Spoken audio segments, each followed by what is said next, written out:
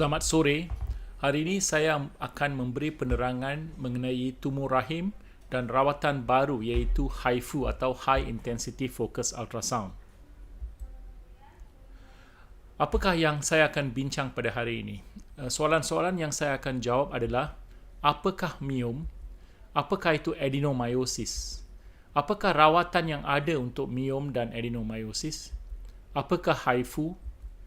Apakah jenis HIFU yang ada? Apakah penyakit yang boleh dirawati dengan HIFU? Bagaimanakah HIFU dijalankan? Bagaimanakah HIFU diterima di seluruh dunia? Apakah HIFU berkesan untuk miom? Adakah HIFU berkesan untuk adenomyosis? Apakah komplikasi HIFU? Apakah HIFU mengancam kesuburan? Apakah hasil kesuburan selepas HIFU? Pesakit manakah HIFU tidak boleh dijalankan? Bilakah rawatan HIFU akan dimulakan di Makota Medical Center? Soalan pertama, apakah itu miom? Miom adalah tumor yang paling biasa ditemui di kalangan wanita. 20% daripada wanita ada miom. Miom adalah satu tumor yang jinak. Kurang dari 1% adalah kanker. Rawatan hanya perlu jika miom terlalu besar atau ada simptom.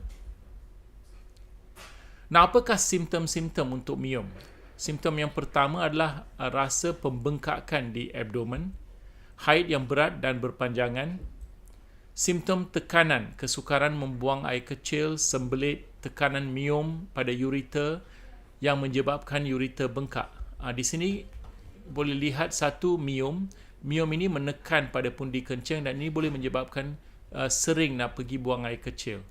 Dan ini adalah satu miom yang ada di belakang rahim dan menekan usus dan ini boleh menyebabkan sembelit dan selalu nak pergi buang air besar. Dan ini adalah satu miom yang menekan pada ureter dan menyebabkan pembengkakan ureter dan juga menyebabkan pembengkakan ginjal. Kadang-kadang miom boleh menyebabkan sakit di panggul dan ini bukan satu simptom yang sering dialami oleh wanita. Dan juga kadang-kadang miom boleh menyebabkan infertilitas. Dan apakah itu adenomyosis? Nah, adenomyosis adalah satu penyakit di mana selaput di dalam rahim yang dipanggil endometrium berada di dalam otot miom. Nah, ini adalah rahim. Dan kalau selaput rahim adalah selaput yang menyebabkan haid, menstruasi, dan kalau dia masuk ke dalam rahim dan membengkakkan otot-otot rahim, seumpama di sini, ini yang kita panggil adenomyosis. So, ia berlainan daripada miom. Miom adalah tumor otot di dalam rahim. Adenomyosis adalah selaput rahim yang masuk ke dalam rahim. So, itu perbezaannya. Dan apa yang berlaku adalah kalau ada adenomyosis, ramai wanita akan ada kesakitan ataupun gejala nyeri yang teruk semasa haid. Dan haid akan menjadi berat dan juga ini boleh menyebabkan infertilitas. Ini satu penyakit yang agak lebih susah daripada miom. Miom sebenarnya kita boleh operasi dan buang miom.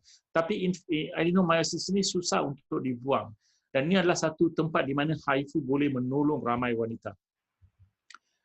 Dan apakah rawatan ada pada masa ini? Untuk miom, rawatan yang ada adalah kalau miom itu kecil dan tidak memberi masalah, kita tunggu dan tengok apa yang berlaku. Kadang-kadang miom itu tidak memberi apa-apa masalah, kita boleh biarkan.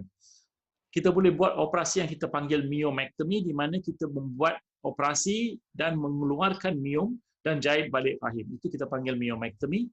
Dan yang terakhir adalah hysterectomy. Hysterectomy adalah operasi pembuangan rahim. Untuk adenomyosis, operasi yang kita boleh jalankan adalah tunggu dan lihat.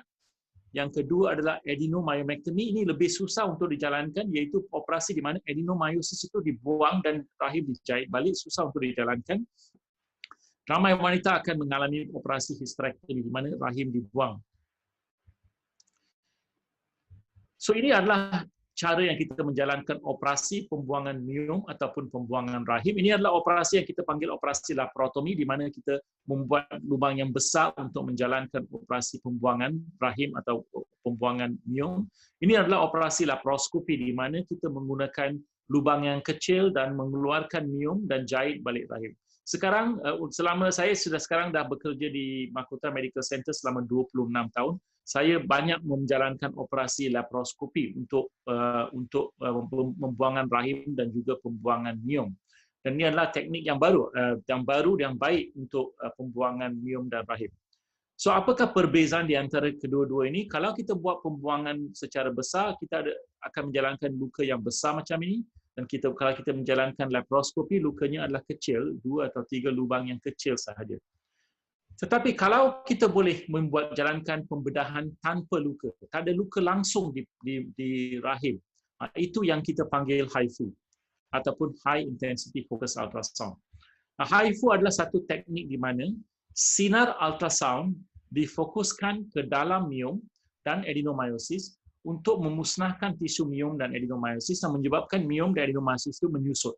So, apa yang kita menggunakan adalah kita menggunakan ultrasound untuk sinarkan ke dalam miom itu dan mengecilkan miom itu. Itulah yang kita panggil HIFU.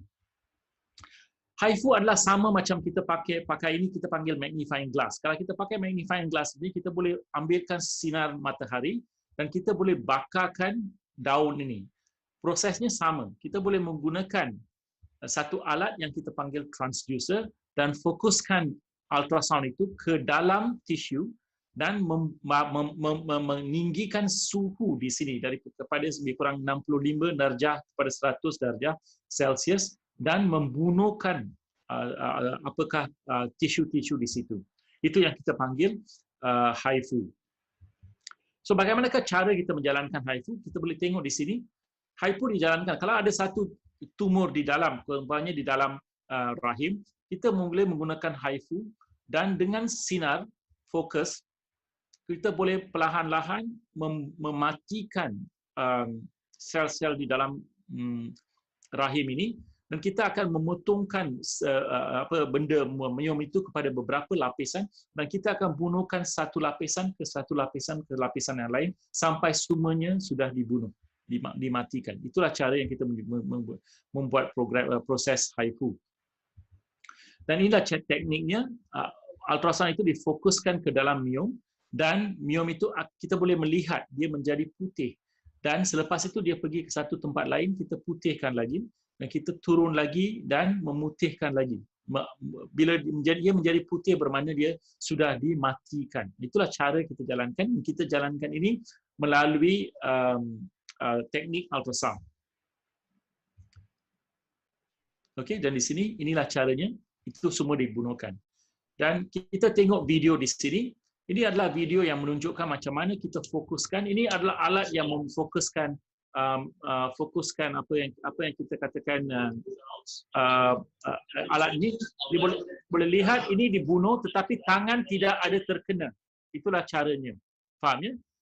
Dia ultrasound itu boleh membakarkan plastik itu tetapi tidak mengganggu tangan. Dan kita boleh tengok video ini, lagi satu video. Ini adalah apa yang kita panggil ox liver, hati.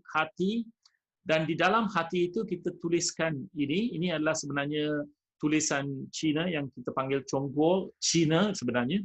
Ini dibakar, di dalam hati ini dibakar menggunakan HIFU. Boleh tengok kita menggunakan alat ini dan kita boleh membakarkan di dalam hati ini dan sebab itu hati itu akan dipotong dan kamu boleh lihat garisan itu nampak dengan jelas di tengah-tengah hati itu, nampak. Inilah caranya. So ini dia adalah satu alat yang sangat very specific. Dia akan membakar tempat yang kita ingin bakar saja dan bukan tempat yang lain. Itulah kelebihan proses HIFU ini. Dan saya akan tunjukkan satu video. Video ini adalah di dalam bahasa Inggeris dan saya cuba akan terjemahkan. Ya.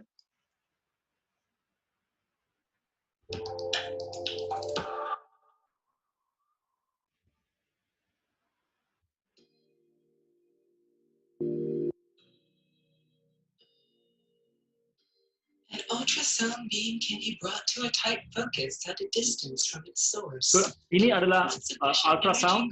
Dia menggunakan ultrasound itu, dia akan membunuhkan sel-sel di dalam miom itu. Ya. intensity focused ultrasound, HIFU, is, therefore, a non-invasive method of producing selective and trackless destruction of deeply seated tissue targets within the body without causing any damage to the overlying surrounding tissues. So, HIFU ni akan membunuhkan kawasan yang kita ingin bunuh sahaja, bukan kawasan lain. Ya? HIFU ablation under the guidance of real-time ultrasound imaging, which can achieve an uninterrupted visualization of tissue cumulative necrosis during the treatment via grayscale changes in real time. The ablated lesions demonstrate an echogenicity or grayscale changes in the ultrasound images after the sonication, which enables immediate assessment of patient's response to So, apa yang kita akan buat adalah semasa kita membunuhkan, kita akan masukkan satu cecair untuk melihat adakah miom itu sudah mati.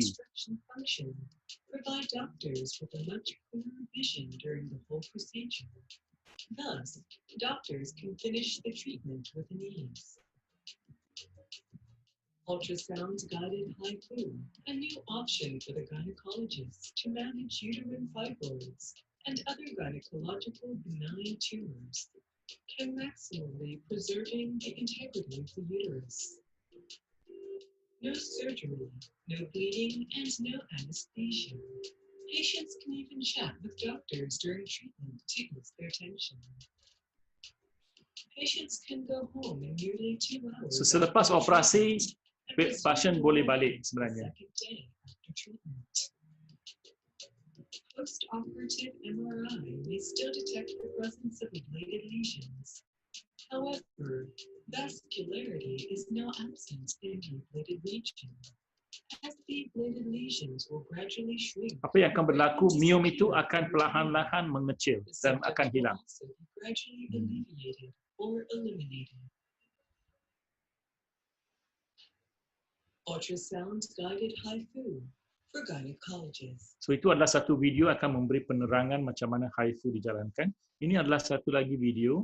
Ini menunjukkan macam mana kita jalankan prosesnya. Biasanya, apa yang berlaku adalah pesakit akan datang ke dalam bilik HIFU dan HIFU dijalankan tanpa anestesia. Dia hanya dijalankan dengan ubat tidur sahaja. Sedikit kita akan memberi sedikit ubat tidur supaya tidak ada kesakitan semasa proses itu dijalankan, dan doktor boleh bercakap dengan pasien semasa menjalankan proses HIFU.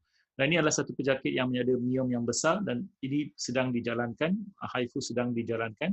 Dan bila HIFU dijalankan, pesakit akan berbincang dengan doktor. Di sini pesakit ini boleh berbincang dengan doktor, dan kalau ada sakit kita akan lebihkan ubat tahan sakit, dan selepas biasanya operasinya akan mengambil 1 hingga 2 jam, dan selepas ia sudah dihabis, pesakit boleh balik, dan biasanya kita suruh rehat untuk beberapa jam dan boleh balik pada hari yang sama. Tidak perlu dimasuki ke dalam bilik pembedahan dan tidak ada luka di bahagian apa-apa parut di bahagian abdomen. So, sekarang saya nak beritahu apakah jenis-jenis HIFU yang ada. Sebenarnya ada 2 jenis HIFU. HIFU yang pertama yang kita panggil MRI HIFU. MRI HIFU adalah HIFU yang menggunakan MRI untuk menjalankan HIFU itu. Ia sebenarnya approve di Amerika sudah dimulakan digunakan daripada tahun 1998. Dan pada tahun 2004 dia sudah diluluskan untuk digunakan untuk miom. Di Eropah ada satu lagi yang dibuat oleh Philips. Ini adalah MRI HIFU. MRI HIFU sudah ada di banyak tempat di Malaysia, ada di Universiti Malaya dari semenjak 10 tahun yang lalu. Tetapi HIFU yang saya sedang bincang pada hari ini, apa yang kita katakan ultrasound HIFU. Ini adalah HIFU bukan menggunakan MRI, tetapi menggunakan USG. So, bila kita menjalankan HIFU, kita menjalankan USG semasa menjalankan HIFU. Dan teknologi ini adalah daripada China, daripada Chongqing, China. Dan mereka lah yang terunggul dalam teknologi ultrasound HIFU. Dan mereka sudah menjalankan teknologi ini selama lebih kurang 20 lebih tahun HIFU ini. Tetapi sekarang sahaja mereka ingin memperkenalkan di negara-negara di kawasan Asia Tenggara. Dan apakah perbezaan antara ultrasound HIFU dengan MRI HIFU? Now, MRI HIFU ini di sini dan ini adalah ultrasound. MRI HIFU adalah baik untuk melihat anggota badan. Kita tahu bila kita buat MRI, kita boleh lihat anggota rahim dan juga ovari dengan lebih jelas daripada USG. Itu kelebihan MRI. Dan dia juga boleh digunakan untuk melihat apakah suhu rahim semasa kita jalankan proses HIFU. Itu kelebihannya.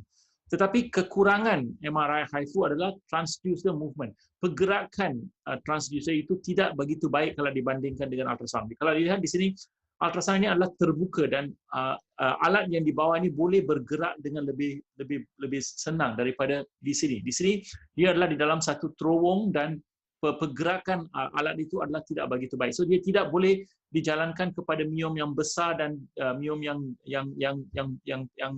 paling dalam tidak boleh dijalankan.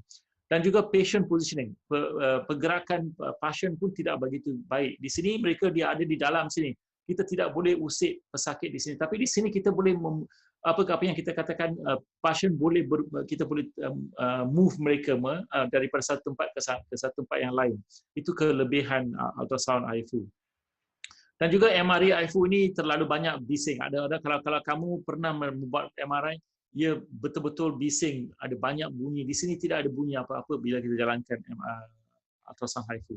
Satu perkara yang penting adalah bila kita jalankan MRI HIFU, masa yang dia ambil adalah lebih lama, 3 hingga 4 jam. Sebab apa adalah tiap-tiap kali kita jalankan apa yang kita katakan HIFU, ultrasound itu, MRI itu mesti menjalankan treatment, mesti berpusing untuk melihat.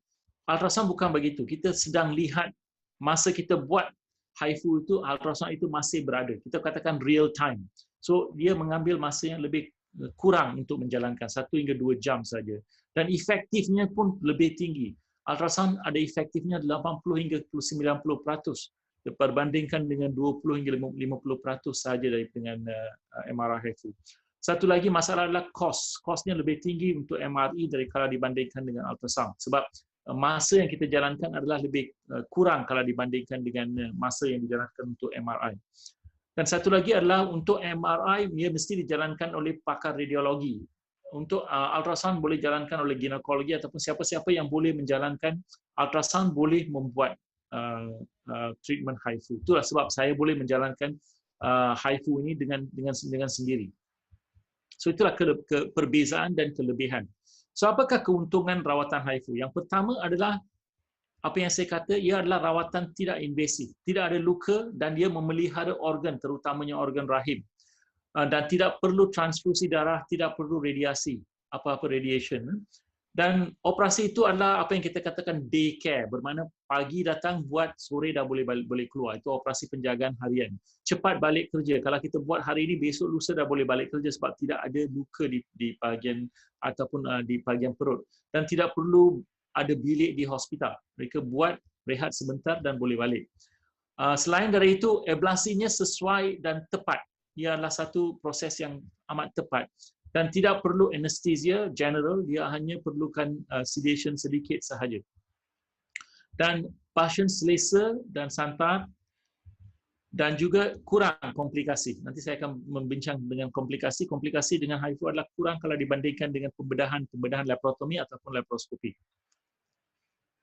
Dan apakah penyakit yang boleh dirawati dengan HIFU? Nanti saya tunjukkan lagi sekali. Dan ada banyak penyakit yang boleh dirawati oleh HIFU.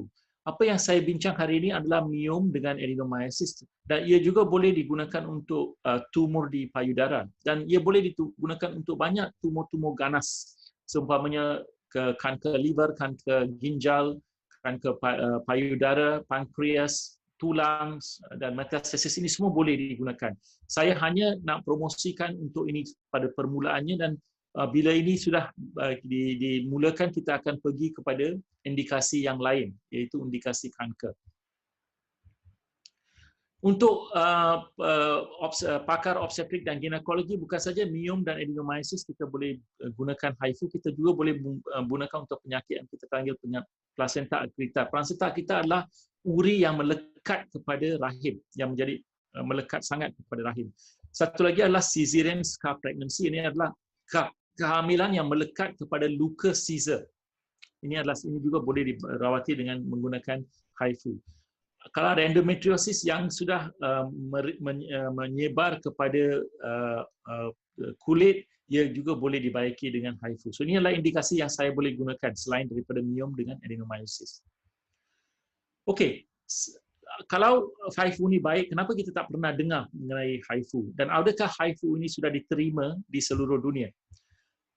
Ini adalah HIFU dari Chongqing. Ia sudah digunakan di 26 lebih daripada 26 negara di dunia ini, dan lebih daripada 200 center ada di Asia sahaja dan 10 center di Europe. Ini adalah ini adalah slide yang lama, slide 2018 sebenarnya. Saya ingat sudah ada lebih lama, lebih banyak lagi center yang dengan HIFU Chongqing di dunia ini sekarang.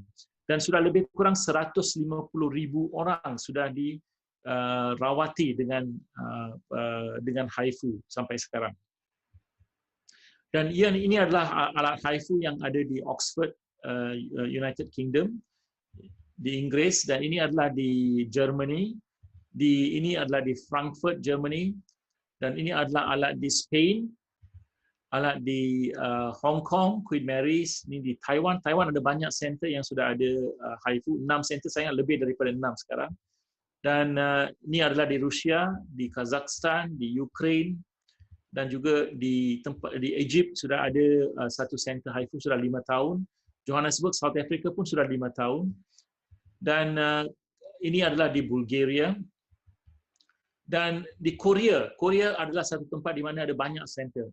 Ada lebih kurang 25 center di South Korea.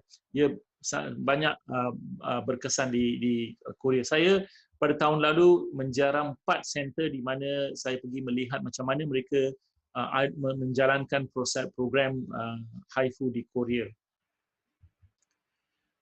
Dan ini adalah factory ataupun research center di Chongqing HIFU. Saya pergi ke sana beberapa kali tahun lalu sebelum saya puas yang alat ini adalah satu alat yang baik untuk penyakit miom dengan adenomyosis. Ini adalah tempat gambar yang saya ambil bila saya menziarahi Chongqing, China. Mereka ada satu hospital hanya untuk menjalankan HIFU. Ini kita panggil HIFU Hospital di Chongqing. Dan ini adalah alatnya. Ini satu daripada alat HIFU ini. Dan mereka ada banyak international patent, mereka ada banyak approval dan patent untuk menjalankan program HIFU ini. Dan mereka juga ada banyak universitas yang ada akademik di mana Oxford, Germany, Frankfurt, Hong Kong dan juga Taiwan untuk menjalankan banyak research dalam proses menggunakan HIFU untuk banyak penyakit, terutama penyakit kanker.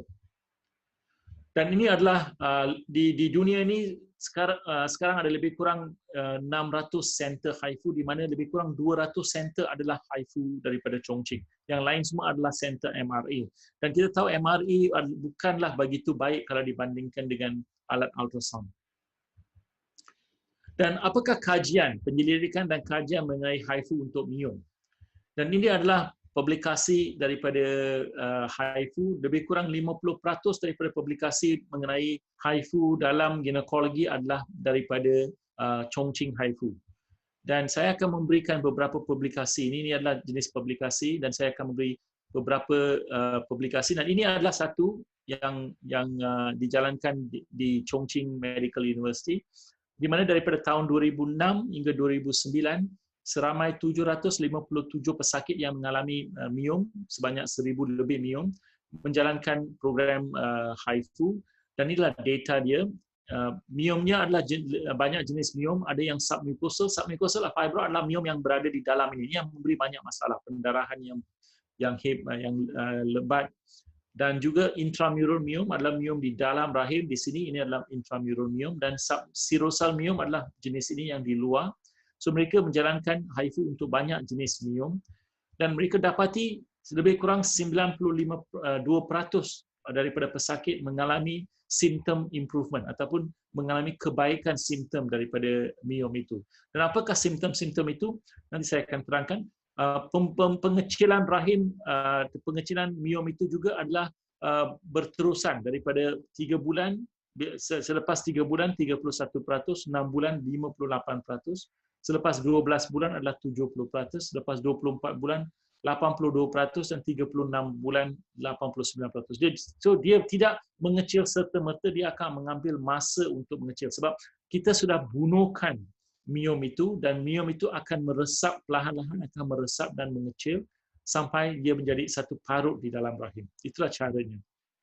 Dan inilah caranya selepas miom itu dibunuh, inilah masih ada miom itu di dalam, tetapi miom itu tidak ada berdarah, pengaliran darah lagi, dan sebab dia tidak ada pengaliran darah, dia akan mati dan perlahan-lahan dia akan meresap dan hilang. Inilah cara HIFU dijalankan. Dan ini adalah seorang pesakit yang ada miom yang terlalu besar dan banyak. Kadang-kadang dia kalau terlalu banyak, kita mungkin kena buat 2 kali.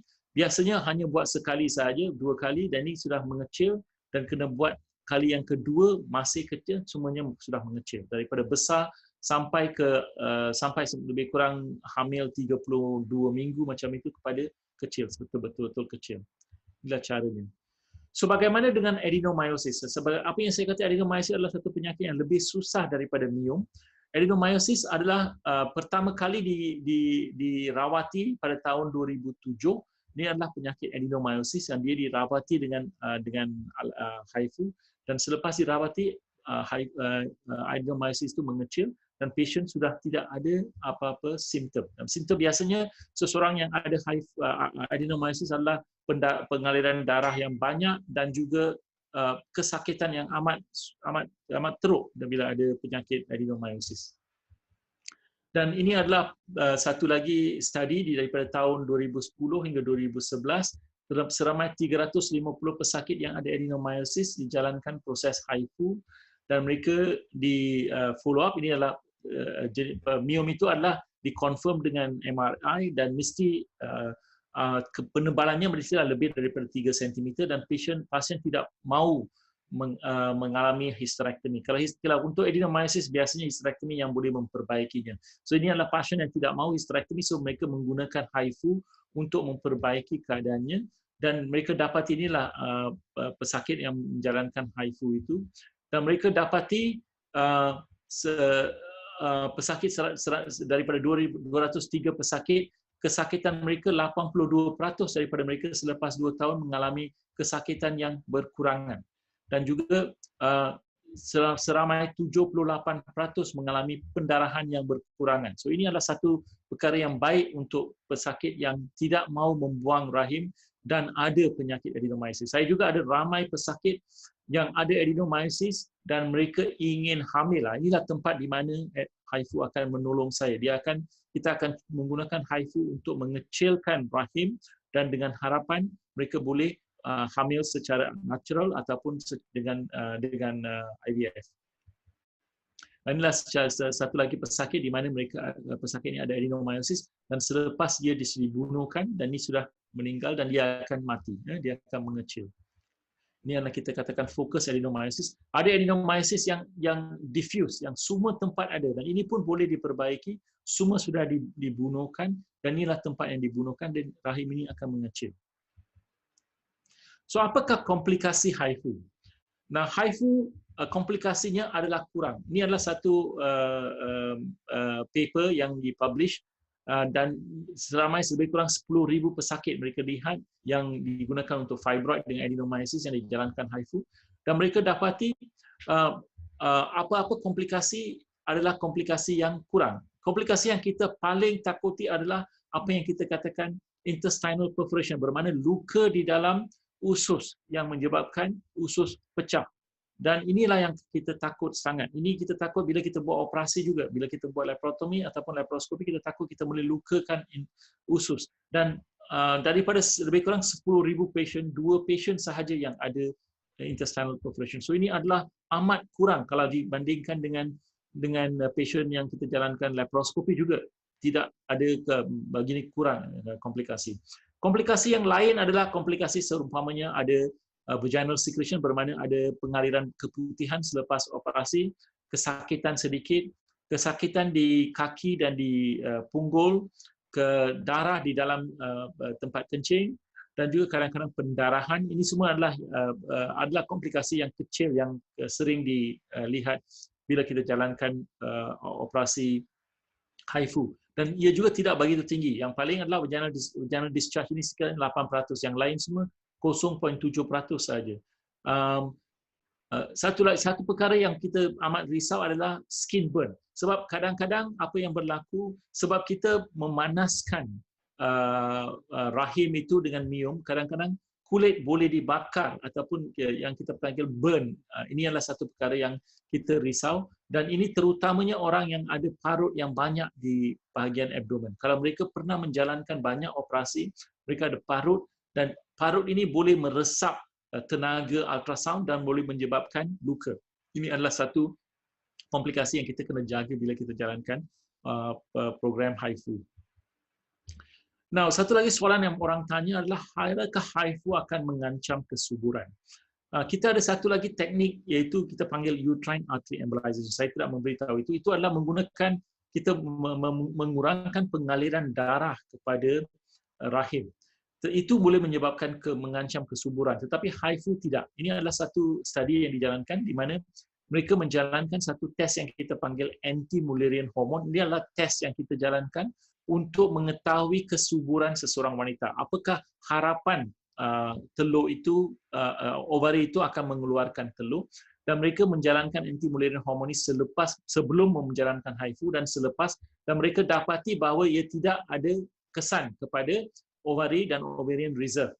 So HIFU adalah satu alat yang selamat dijalankan terutama kepada wanita yang ingin hamil.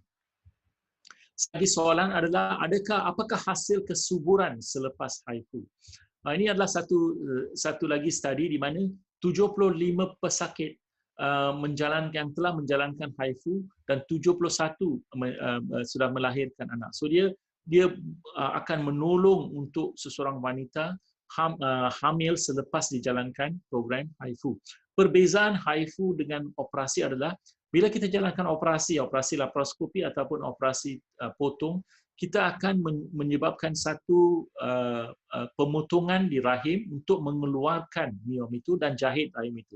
So ada satu luka di rahim, dan kita takut luka itu boleh pecah semasa seseorang wanita itu hamil dan bersalin. Dan biasanya kalau sudah menjalankan program pembuangan rahim, kita biasanya suruh pesakit itu kalau hamil untuk menjalankan cesarean section. Tetapi untuk HIFU, kita tidak ada parut di rahim, dan HIFU dan miom itu mengecil, dan sebab perkara itu harapan hamil seseorang wanita itu boleh hamil dengan lebih cepat. Dalam selepas 3 bulan mereka boleh cuba hamil, dan bila mereka hamil mereka juga boleh diberikan harapan untuk bersalin secara normal. Itulah perbezaannya dengan HIFU. Nah, bagaimana dengan adenomyosis? Adenomyosis adalah satu penyakit yang amat susah untuk dirawati. Pada tahun 2006, seorang pesakit yang berumur 30 tahun dengan adenomyosis dan ada kesusahan hamil digunakan HIFU. Ini HIFU digunakan MRI HIFU, dan selepas dia dijalankan, pesakit selepas 6 bulan pesakit itu hamil secara spontan dan melahirkan satu bayi yang sihat. Inilah report yang pertama seseorang yang hamil selepas HIFU. Dan ini dalam studi ini Joe pada tahun 2016 melaporkan 68 pesakit yang ada adenomyosis dirawati dengan HIFU, dan daripada 68 pesakit ini 54 hamil dalam masa 10 bulan, iaitu di antara 1 hingga 31 bulan dan selepas HIFU, dan 21 daripada mereka melahirkan satu bayi yang sihat, dan tidak ada satu pasien pun yang rahim itu ada pecah semasa kehamilan ataupun kelahiran. Dan ini adalah satu lagi studi daripada tahun 2011 hingga tahun 2016 di Chongqing, China. 52 pesakit yang ada adenomyosis yang ingin hamil dirawati dengan HIFU, dan 20 daripada mereka hamil dengan usia lebih kurang 8.75 bulan selepas HIFU, dan 11 bayi yang sihat dan cukup bulan lahir dan tidak ada pesakit yang ada pemecahan rahim ataupun uterine rupture. So ini semua menunjukkan bahawa HIFU adalah satu alat yang baik untuk wanita yang ingin hamil. Kita boleh gunakan HIFU untuk memperbaiki penyakit ini. Ini adalah satu pesakit daripada China, Miss Wang, 26 tahun, yang mengalami senggungut selama 10 tahun dan kesakitan yang menjadi lebih parah pada satu tahun yang terakhir. Senggungut bermula 1 hingga 2 hari sebelum haid, hingga 1 hingga 7 hari selepas haid, dan kesakitannya paling teruk terutama pada hari yang pertama dan kedua, dan tidak dapat bangun dan dari tempat tidur dan pergi bekerja. Beliau berkahwin dan tidak boleh hamil. Dan HIFU dijalankan, dan 2 bulan selepas HIFU beliau hamil tetapi keguguran. 4 bulan selepas itu beliau hamil dan bersalin satu anak yang sihat. Dan inilah pasien ini. Dan foto ini diambil daripada Chongqing, China. Ini satu lagi pesakit ini berumur 33 tahun, segungut selama 10 tahun, kadang-kadang kesakitannya tidak berhenti dan tanpa menggunakan beliau menggunakan ubat penahan sakit, dan inilah adalah adenomyosis beliau, dan mereka menjalankan HIFU. Dan selepas 2 bulan HIFU, beliau hamil dan bersalin satu anak yang sihat. So, apakah pesakit yang HIFU tidak boleh dijalankan? Kalau tumor miom itu berada di cervix dan nampaknya berdekat dengan cervix, mungkin ia tidak boleh dijalankan sebab ia menyebabkan risiko kontraksi cervix semasa HIFU. Dan kalau usus berada di kawasan sinaran HIFU, ia juga tidak boleh dijalankan. Dan kalau parut yang parah, sebagaimana yang saya kata, kalau banyak parut di perut, ini adalah menjadi masalah sebab ada kemungkinan parut itu akan bakar semasa menjalankan program HIFU. Akan ada apa yang kita katakan skin burn. Kalau sejarah pembedahan di abdomen yang mungkin menyebabkan kesukaran untuk mendedahkan rumah. So kita mesti lihat, kalau ada banyak operasi di abdomen, apa yang kita risau adalah usus berada di katakan kawasan di mana kita nak menyinarkan menyinarkan organ itu. Sejarah pembedahan dalam masa 3 bulan yang terakhir kita tak boleh gunakan HIFU. Kalau ada infeksi yang akut ataupun kronik pun tidak boleh dijalankan. Dan kalau pesakit itu ada komorbiditi, seumpamanya hipertensi yang tidak terkawal, sejarah stroke, ada penyakit connective tissue disease, pernah radioterapi, ini semua susah untuk dijalankan HIFU. Kalau miom itu adalah kanker, kita suspek adalah kanker, kita juga tidak boleh menjalankan HIFU. Dan terakhir adalah kalau seseorang pesakit itu tidak boleh baring selama 1 jam. So biasanya pesakit itu mesti baring selama 1 jam hingga 2 jam kita untuk menjalankan HIFU. Kalau tidak boleh baring, kita tak boleh buat HIFU. Inilah kontraindikasi. Biasanya semua wanita boleh dijalankan program HIFU ini. Soalan yang terakhir, adakah HIFU digunakan di Malaysia? Saya selama setahun ini sudah mendapatkan banyak surat daripada Kementerian Kesihatan Malaysia. Ini adalah apa yang kita katakan technical report. Mereka sudah melihat dan memutuskan bahawa HIFU adalah sesuai untuk fibroid dengan adenomyosis. Inilah surat yang saya dapat daripada mereka. Dan ini juga untuk asuransi di Malaysia. Sebab ini adalah apakah rawatan yang baru, kita tidak tahu insurans akan cover atau tidak di Malaysia. Dan tetapi ia di cover di Singapura, di Korea, Taiwan, semua di cover. So di Malaysia dan Indonesia mereka akan cover, insurans akan sudah beritahu saya mereka akan cover apa kita katakan perawatan HIFU. Ini adalah Dr. Wang yang apa yang kita katakan inventor, orang yang memperkenalkan dan memulakan ultrasound HIFU di Chongqing, China. Ini adalah training saya dalam bulan Januari ini, saya pergi ke sana untuk menjalankan training. Saya juga pergi ke China selama seminggu lebih untuk belajar teknik-teknik HIFU ini. Dan semenjak Januari kita nak mulakan proses HIFU ini, tetapi sebab COVID kita sudah tergendala sebab kita sudah bawa alat itu semua sudah masuk ke Malaysia pada Februari, sudah ada di Malaysia, dan juga kita sudah buat renovasi di Mahkota Medical Center, semuanya sudah siap. Tetapi sekarang masalahnya adalah kita nak ada kesusahan untuk membawa engineer daripada China untuk memasangkan alat itu di Mahkota. Saya ingat dalam masa beberapa minggu ini kita akan berjaya membawa mereka ke Melaka dan akan memasangnya, dan kita harap dalam Disember atau Januari kita boleh memulakan rawatan HIFU ini. Rawatan HIFU ini sudah mula di Singapura semenjak Juni 2018 dan kita sudah lewat sampai sekarang masih belum mula lagi.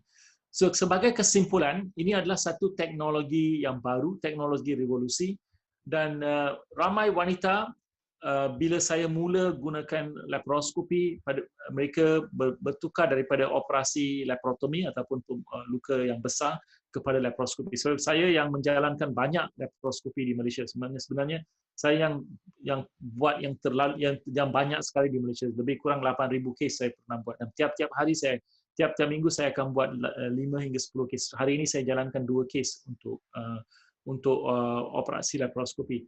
Tetapi kita nak menjalankan operasi yang lebih baik daripada laparoskopi. Itulah yang kita panggil HIFU.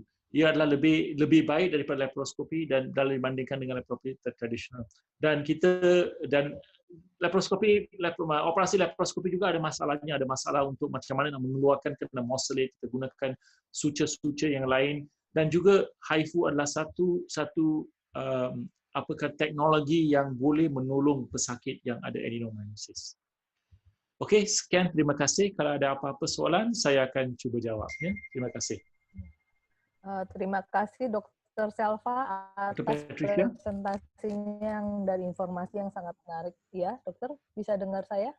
Dokter, bisa dengar? Halo, kedengaran ya? Oke, ya. Baru saya dengar. Ya, oke. Ya, terima kasih dokter atas presentasi yang sangat menarik dan merupakan informasi baru buat kita semua. Ternyata ada teknologi yang sangat baru dan menarik yang bisa menjadi pilihan alternatif untuk pasien ya dokter ya.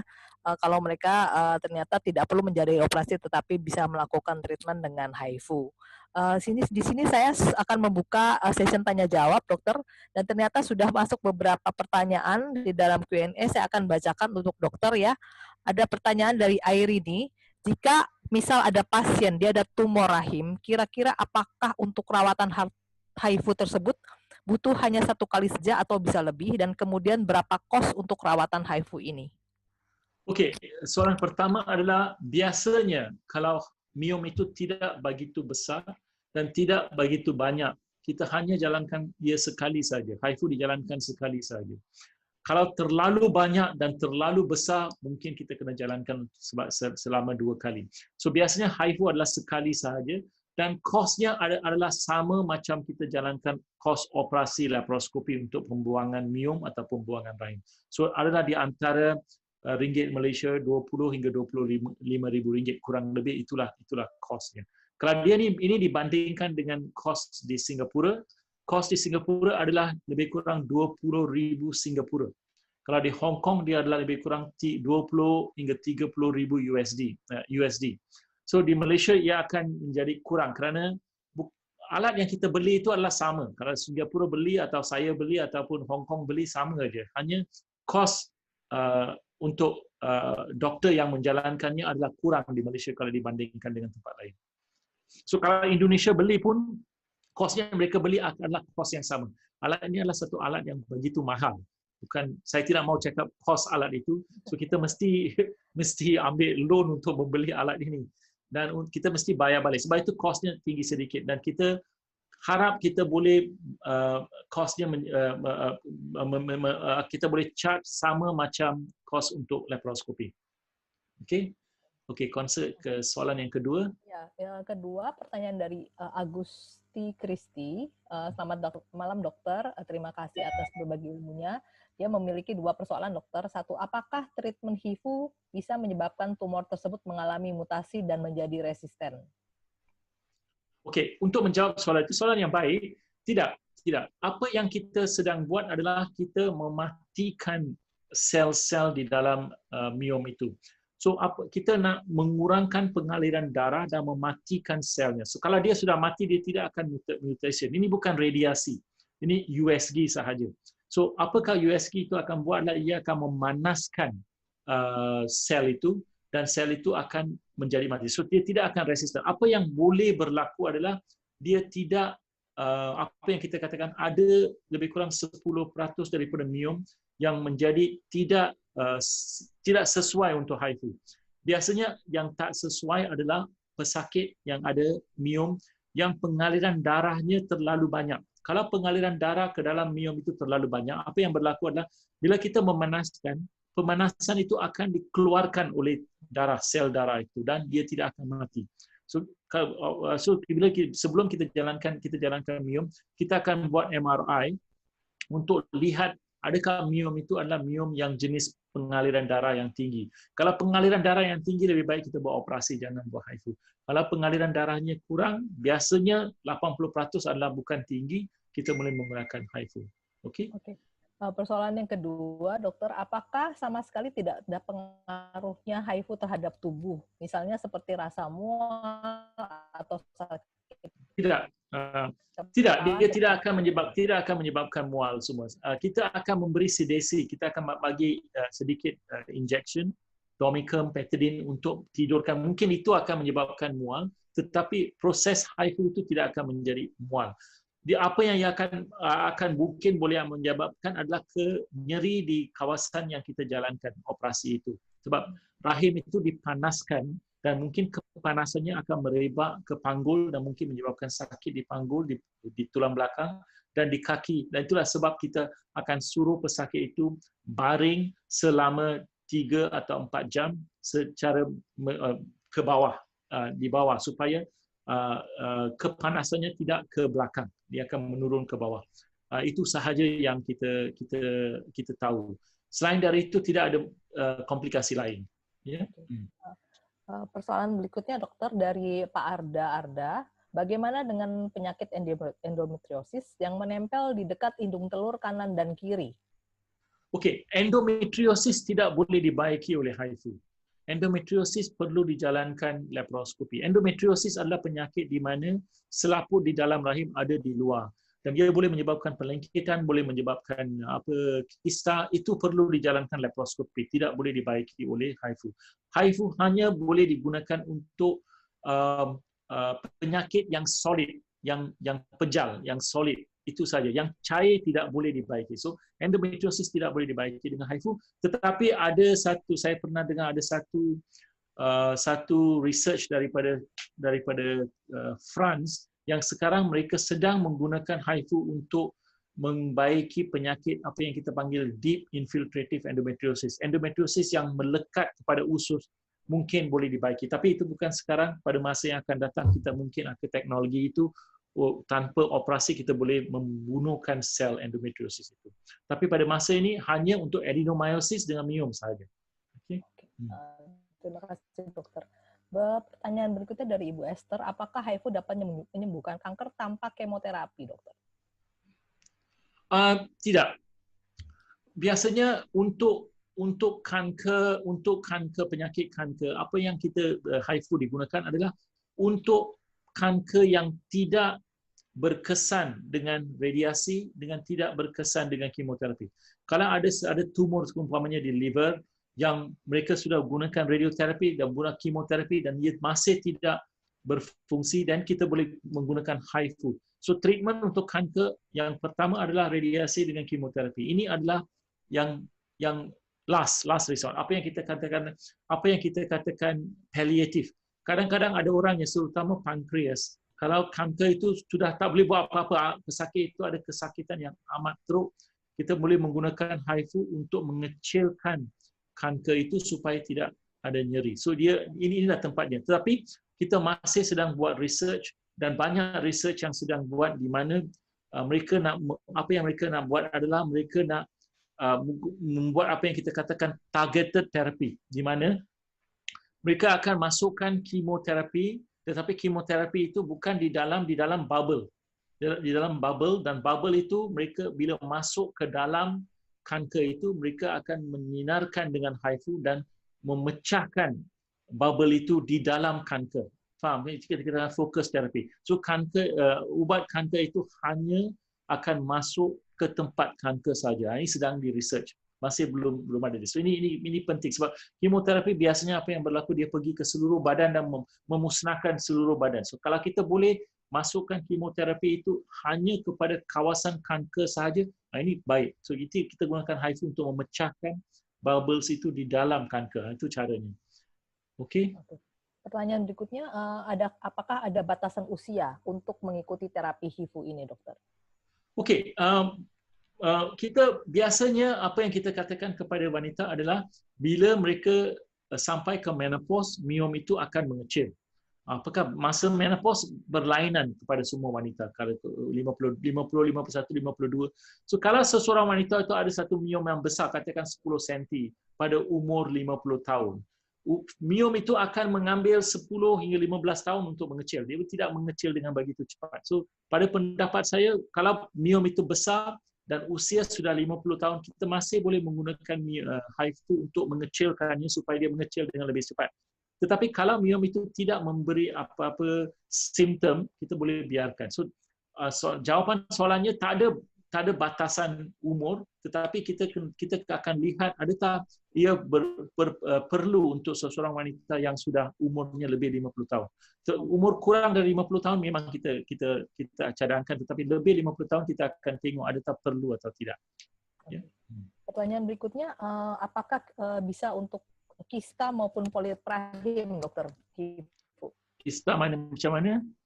Apakah HIFU bisa untuk perawatan kista dan polip rahim? Tidak. Kista sebagaimana yang satu, dia mesti dijalankan dengan program laparoskopi. Polip rahim adalah senang. Kita boleh membuat hysteroskopi ataupun skop daripada bawah dan keluarkan polip. So tidak perlu. Tetapi kalau miom, ada miom di dalam rahim. Polip dengan miom kadang-kadang susah nak mengesahkan. Kalau miom itu di dalam rahim, di dalam selaput rahim, ada beberapa cara kita boleh menggunakan. Satu adalah menggunakan hysteroskopi, kita boleh memotong dan keluarkan miom itu. Ataupun kita boleh menggunakan HIFU untuk mematikan fibra itu dan dia akan keluar dengan sendiri. Itu kita boleh jalankan. Bukan untuk polip, tapi miom boleh. Oke. Pertanyaan berikutnya, apakah selamat malam dokter, terima kasih untuk ilmunya. Apakah pasien yang sudah melakukan treatment HIFU dan dinyatakan sembuh, kemudian hari tumor atau kanker tersebut bisa tumbuh kembali? Okey, bila kita menjalankan HIFU, katakan seorang umur 30 tahun, ada miom yang 6 cm dan pendarahan yang banyak. Dan saya jalankan HIFU untuk mengecilkan miom itu. Dan miom itu mati. Saya tak boleh memastikan tempat lain akan satu lagi miom akan tumbuh. Sama macam kita buat operasi. Bila kita buat operasi, kita hanya buang miom yang ada pada masa itu. Saya tak boleh janjikan dia tidak akan tumbuh lagi. Katakanlah miom itu umur 40 tahun, satu lagi miom tumbuh. Kita boleh buat HIFU lagi sekali untuk mengecilkan miom yang satu lagi. So itu kita boleh buat. Okey? Oke. Pertanyaan lainnya di luar daripada HIFU, dokter, ini dari Pak Rahmadi. Ini merupakan pasien dokter. Isi saya pasien dokter beberapa tahun yang lalu sudah dilakukan hasil USG, ada kista coklat dalam rahim. Apakah harus diangkat atau minum obat, dokter? 43 tahun. Kalau kista itu menjadi masalah, mungkin perlu operasi. Kita kena tengok. Kalau ingin hamil dan ada kista, saya akan lihat adakah operasi lebih baik ataupun kita terus ke bayi tabung. Itu kita perlu tengok. Kalau umur sudah lebih macam saya ingat pesakit ini 43 tahun, lebih baik 43 tahun, lebih baik kita terus ke bayi tabung. Saya buat operasi pun tidak begitu berguna. So, umur bila dah melebihi, lebih baik ke operasi, lebih baik ke bayi tabung daripada operasi. Oke. Di luar lagi pertanyaan HIFU juga ini ada yang bertanya, dokter, selamat malam, saya divonis unexplained fertility dan direkomendasi untuk laparoskopi. Apakah HIFU ini memang hanya untuk treatment cancer atau bisa juga sebagai pengganti laparoskopi untuk memulai program kehamilan? Tidak. HIFU ini adalah spesifik untuk tumor rahim, miom dengan tumor adenomyosis. Kalau infertilitas, kita mesti cari sebab mengapa ada masalah infertilitas. Infertilitas unexplained bermakna tak tahu sebabnya. Kadang-kadang kita buat laparoskopi, kita akan tengok endometriosis ataupun perlengketan ataupun tubai yang tersumbat. Kita boleh lihat laparoskopi. So, HIFU tidak boleh menolong pesakit begini. Oke. Pertanyaan lagi, hai Dr. Serva, tahun 2009 saya laparoskopi endometriosis dengan dokter dan berhasil. Akhirnya saya berhasil memiliki anak di tahun 2011 dan 2013. Saat ini usia saya 43 tahun, 3 bulan. Terakhir ini menstruasi saya tidak teratur. Bulan Juli hanya 3 hari mens dan sedikit sekali. Tetapi 31 Agustus sampai 12 September mens saya banyak sekali. Lalu 24 September kemarin mens kembali banyak sekali. Pertanyaan saya, kenapa saya mengalami ini dokter dan saya harus bagaimana? Apakah perlu pengobatan? Biasanya bila umur sudah begini, 42-43 tahun, ini adalah masalah hormon. Kita mesti lihat, ada tak penyakit endometriosis sudah berulang ataupun ada adenomyosis, memang, tapi sudah ada anak senang sedikit. So kita pertama, kalau ada pendarahan yang lebih, kita mesti cek, tengok rahim itu ada myom ataupun adenomyosis. Biasanya tidak ada apa-apa, dia disebabkan oleh umur dan hormon yang tidak begitu teratur. So itu boleh dibaiki dengan makan hormon sahaja. Ya. Oke. Ini ada pertanyaan lagi dokter. Saya menjalani IVF 3 kali dengan 5 kali IT dan semuanya tidak memberi hasil positif meskipun pernah positif tetapi embrio tidak berkembang. Hasil pemeriksaan terakhir sebelum program IVF ketiga divonis dokter adenomyosis ringan dan ANA positif. Apakah HIFU diperlukan untuk pasien dengan masalah kesuburan dengan adenomyosis ringan yang tanpa gejala sama sekali? Sebagai info, saya usianya 41 tahun, dokter pasien. Ini susah, memang susah. Kita tidak tahu ada tak adenomyosis adalah sebab ibu tidak hamil. Kalau ini saya perlu lihat, kita perlu lihat ada tak adenomyosis itu puncanya. Kalau kita rasa adenomyosis puncanya, kita boleh menggunakan HIFU untuk mengecilkan, lepas tu kita boleh buat embryo transfer. Tapi susah saya nak jawab ada tak itu yang menyebabkan tidak hamil. Satu soalan yang susah untuk jawab. Terutama umur yang 40 lebih, sebab masalah yang lebih serius adalah telurnya sudah lebih tua dan embryonya tidak begitu baik. Mungkin itulah sebab yang lebih penting daripada adenomyosis.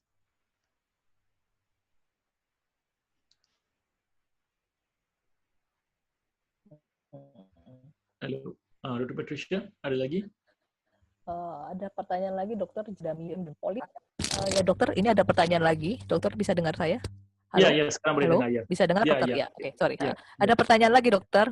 Jika sudah usia 51 tahun, belum lama ini didiagnosa ada myom di rahim dan polip di buruk rahim. Tindakan apa yang sebaiknya dilakukan dokter?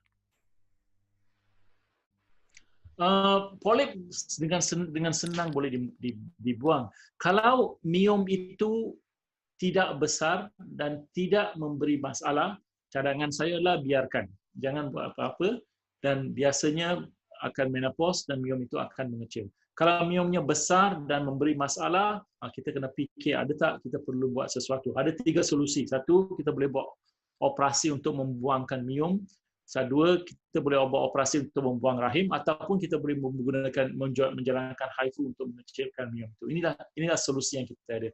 Tapi daripada apa yang saya lihat, mungkin ibu tidak perlu buat apa-apa kalau ibu tidak ada apa-apa masalah. Ya. Pertanyaan lainnya, dokter, apakah myom itu tumbuh dengan sendirinya atau ada hal-hal yang memicu tumbuhnya myom? Kita tidak tahu sebab apa myom berlaku. Jawapan adalah pada masa sekarang, satu adalah wanita tidak ada banyak anak. Kahwin lewat dan tidak ada banyak anak. Dan itu mungkin sebab badan ada terlalu lebih banyak hormon estrogen yang menyebabkan lebih ramai wanita yang ada myom. Soalan yang kedua adalah mungkin di environment. Di keliling kita ada banyak estrogen yang ada. Udara yang kita sedut, makanan yang kita makan mungkin terlalu banyak estrogen, itu mungkin satu lagi sebab. Tetapi susah untuk memberi sebab apa wanita lebih banyak ada myom pada masa ini kalau dibandingkan dengan dulu-dulu lah. Okey. Ini ada pertanyaan dokter dari Debbie Susianti. Hi Dr. Selva, I'm Debbie from Indonesia. I was your patient in 2015 for fibroid case. You did the checking on the tubavalent PE, my myom surgery already. Dr. Selva,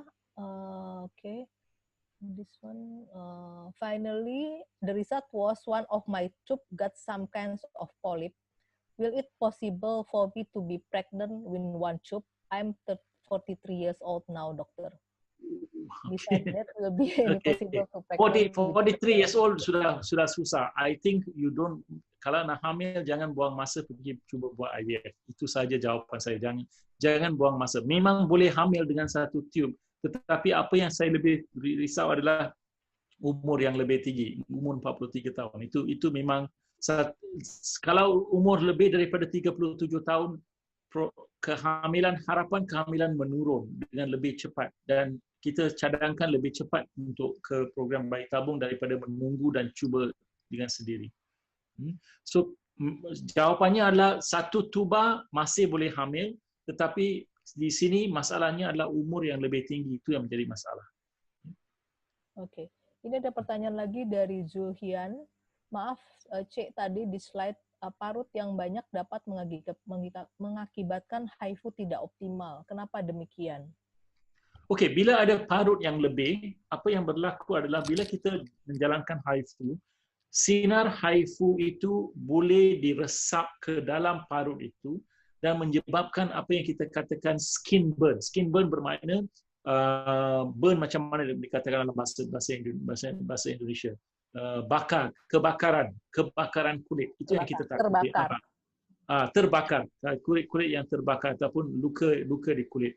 Bukan kata tak boleh buat, tetapi kita mesti membuat dengan begitu perlahan. Bila kita jalankan HIFU, biasanya wanita akan baring di atas satu bowl yang mengandungi air yang sejuk. Air sejuk itu adalah akan kena kepada kulit untuk mengurangkan suhu di kulit. So kita mesti menjalankannya dengan begitu perlahan supaya tidak membakarkan kulitnya. So bukan kata tak boleh buat, tapi kita kena buat dengan begitu very careful lah, dengan perlahan-lahan kita mesti jalankan HIFU itu. Ya. Oke. Ini ada pertanyaan dari Neni juga. Jika wanita 30 tahun sudah angkat satu indung telur, menikah dan ingin punya bayi, any advice dokter for her? Bagaimana? Okey, kalau ada satu hindung telur sudah memang harapan hamil mengurang. Tetapi yang penting adalah mesti periksa dan tengok adakah tuba di ovari itu tersumbat atau tidak. Kalau tuba itu tidak tersumbat dan ibu umur masih kurang, masih ada harapan untuk hamil secara alami. Tetapi kalau tubanya tersumbat, dan menjadi lebih masalah. Mungkin kena fikir pasal bayi tabung. So kalau ada satu hindung telur dan satu tuba, masih ada harapan untuk hamil secara alami. Jangan risau. Oke. Pertanyaan lagi untuk HIFU, dokter, apakah ada larangan makanan atau minuman tertentu setelah atau sebelum menjalankan HIFU?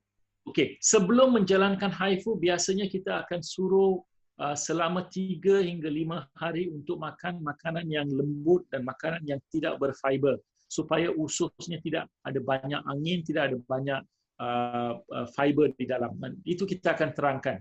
So biasanya macam buat operasi usus, kita pada 5 hari sebelum untuk 2 atau 3 hari makanan yang tidak berkurangan fiber. So umpamanya tidak ada makan sayur dan makanan yang tidak ada fiber lah. Dan untuk 2 hari sebelum HIFU hanya minum makanan yang secara minuman sahaja. Ini adalah untuk menyebabkan ususnya kurang dan tidak mengganggu semasa operasi. Selepas operasi tak ada masalah, semua dah boleh makan dan boleh minum. So sebelum aja kita ada larangan sebelum kita jalankan. Ya. Okay. Pertanyaan dari Bobby ini, apakah HIFU ini dapat menimbulkan HNP lumbal? Berapa persen tingkat preventif HIFU ini, Dok? Saya tak faham apa tempel apa? Apakah HIFU ini dapat menimbulkan HNP lumbal? Apa itu HNP lumbal? Saya tak faham. Hernia, nucleus pulposus. Hernia, okey. Hernia. Incisional hernia. Tidak ada luka, so tak ada kemungkinan untuk ada hernia. Yang lain saya rasa belum ada lagi pertanyaan. Mungkin kita bisa bagikan untuk polling ya, dokter, kali ya. Masih ada pertanyaan dari para peserta. Mungkin ada yang masih mau bertanya.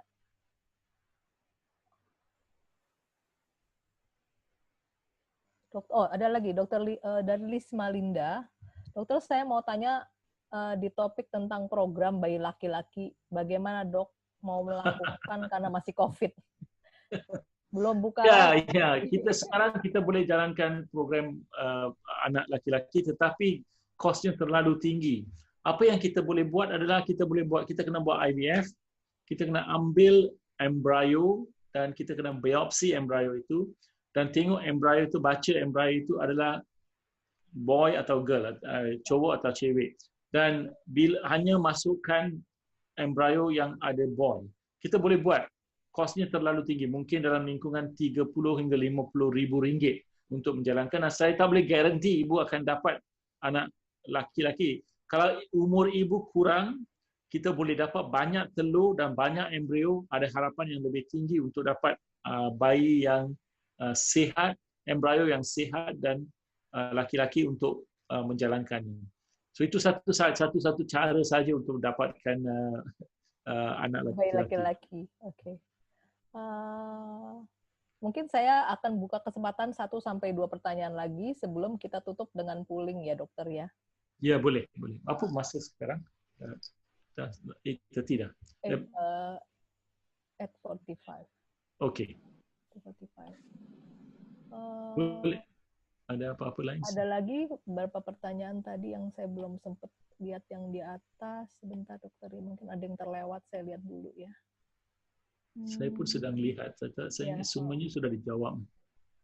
Oh, ini dari Bu Neni, 6 tahun yang lalu saya pernah operasi angkat rahim, dokter. Apakah saya perlu kontrol lagi karena keluhan akhir hari ini hanya suka pusing dan demam ringan? Kalau buang rahim dan sudah dibuang hindung telur, tidak perlu periksa. Tapi kalau hindung telur belum dibuang pada masa itu, kalau ibu umur kurang dan hindung telur tidak dibuang, ibu masih perlu USG untuk pastikan hindung telur itu tak ada kisah. So bergantung kepada ada tak hindung telur itu dibuang atau tidak. So pada pendapat saya lebih baik cek untuk tengok hindung telur itu ada masalah atau tidak. Okey. So kita ke polling. Oh, boleh kita buka ke polling ya kalau memang sudah tidak ada pertanyaan lagi. Ya, baik Bapak-bapak, Ibu-ibu, saya akan mulakan polling. Jadi Bapak-bapak dan Ibu bisa pilih topik yang kita mau bicara akan datangnya. Saya mulai sekarang. Kami berikan masa 5 minit ya untuk pilih. Bapak dan Ibu boleh pilih satu atau lebih daripada topik yang mau dibicarakan. Okey, saya akan mulaikan sekarang ya.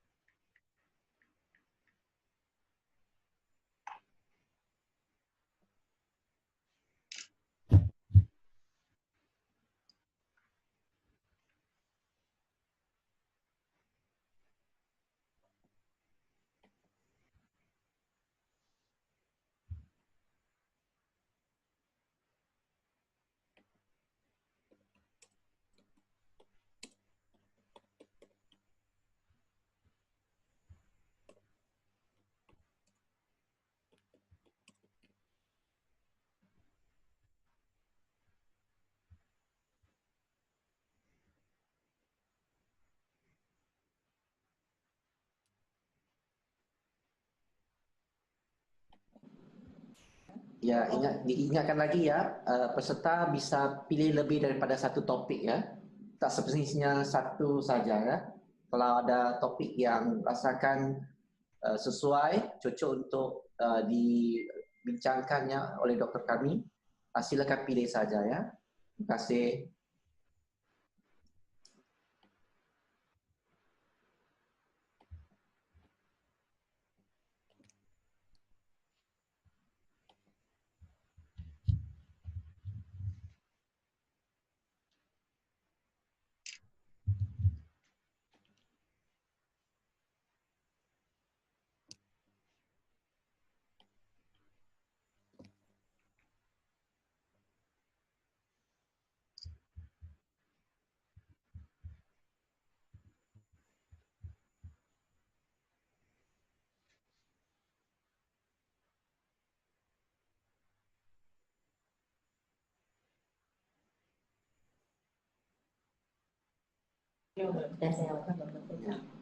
Okey, lagi 15 saat sebelum saya menamatkan polling ini ya.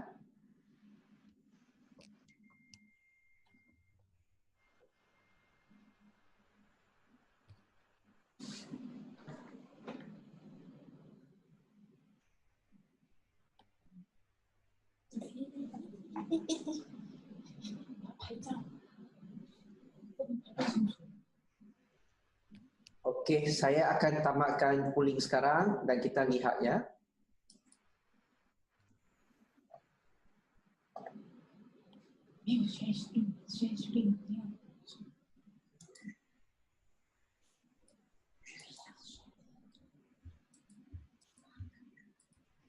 Share. Saya akan share.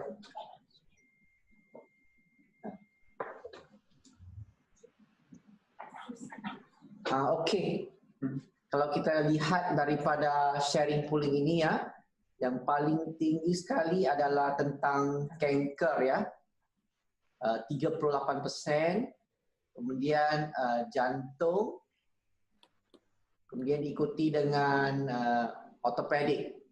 Okey, terima kasih semua untuk sharing dan untuk polling ini ya. Jadi Dr. Pat, mungkin ada lagi beberapa pertanyaan yang Dr. Selva bisa mau share. Bisa lagi tak Dr. Selva? Bisa. Bisa ya. Dokter, ini tadi ada pertanyaan yang terlewat dari Ibu Umul. Saya sedang mencari pertanyaannya sebentar ya Ibu ya. Ibu Umul mungkin tertumpuk kali tadi ya. Sebentar saya cari lagi pertanyaannya.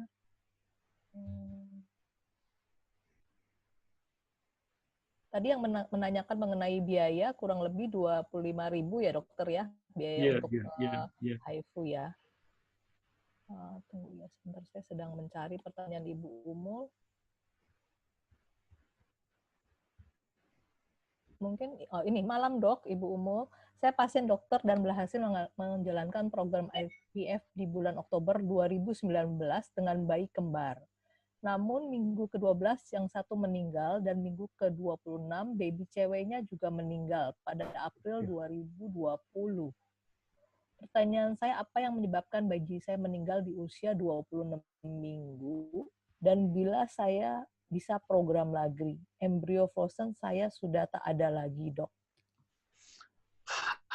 Ini masalah yang kita susah nak jawab. Mungkin baby itu ada masalah, tapi kita tidak tahu apa masalahnya.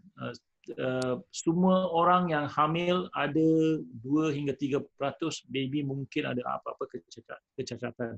Kadang-kadang USG susah nak ketahui. Kalau tak ada frozen embryo, kita kena mula baliklah daripada permulaan. Nah, sekarang dengan COVID ni memang tak boleh travel. So ibu kalau nak cuba di Indonesia boleh cuba ataupun tunggu sampai COVID dah settle, lepas tu ibu boleh telefon kepada kita dan kita boleh mulakan programnya.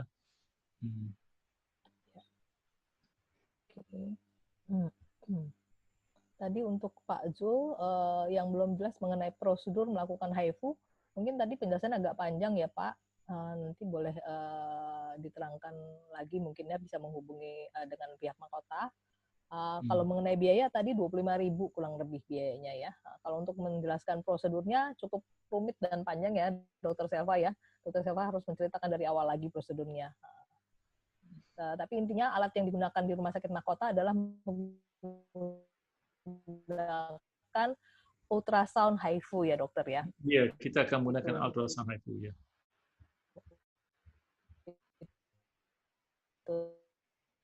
Teknologinya. Ya, prosedurnya nanti kurang lebih singkatnya seperti itu ya. Oke. Saya rasa tidak ada lagi pertanyaan yang lainnya, sudah terjawab semua ya Dr. Selva. Terima kasih atas waktu dan tempatnya. Terima kasih atas sharing dan ilmunya dok. Sangat bermanfaat sekali bagi kita semua mengenai hal ini dokter.